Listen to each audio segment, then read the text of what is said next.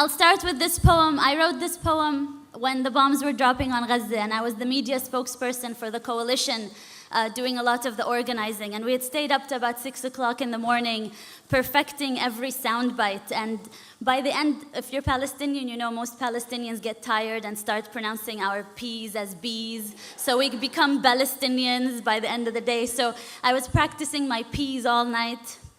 And the next morning, one of the journalists asked me, "Don't you think it would all be fine if you just stopped teaching your children to hate?" I did not insult the person. I was very polite. But I wrote this poem as a response to these types of questions we Palestinians always get. Today, my body was a TV'd massacre.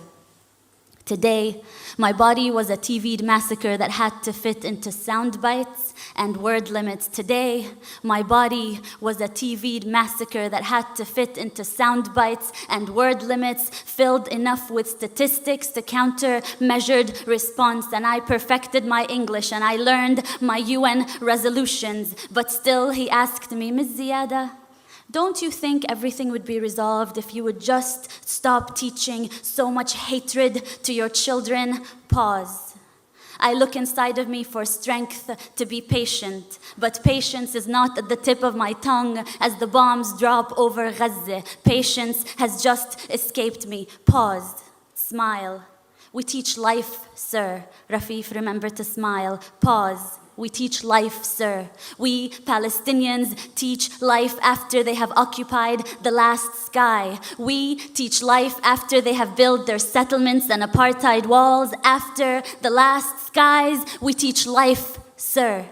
But today, my body was a TV'd massacre made to fit into sound bites and word limits. And just give us a story, a human story. You see, this is not political. We just want to tell people about you and your people. So give us a human story. Don't mention that word apartheid and occupation. This is not political. You have to help me as a journalist to help you tell your story, which is not a political story. Today, my body was a TV'd massacre. How about you give us a story of a woman in Gaza who needs medication? How about you? Do you have enough bone-broken limbs to cover the sun?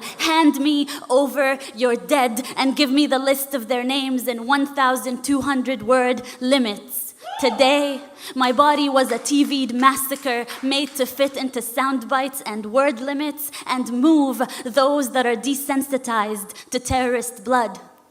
But they felt sorry. They felt sorry for the cattle over Gaza. So I give them UN resolutions and statistics, and we condemn and we deplore and we reject. And these are not two equal sides, occupier and occupied, and 100 dead, 200 dead, and 1,000 dead. And between that war crime and massacre, I vent out words and smile, not exotic. Smile, not terrorist. And I recount 100 dead, 200 dead, 1,000 dead. Is anyone out there? Will anyone listen? I wish I could wail over their bodies. I wish I could just run barefoot in every refugee camp and hold every child, cover their ears so they wouldn't have to hear the sound of bombing for the rest of their life the way I do. Today, my body was a TV'd massacre, and let me just tell you, there is nothing your UN resolutions have ever done about this. And no soundbite I come up with, no matter how good my English gets, no soundbite will bring them back to life. No soundbite will fix this. We teach life, sir. We teach life, sir. We Palestinians wake up every morning to teach the rest of the world life, sir.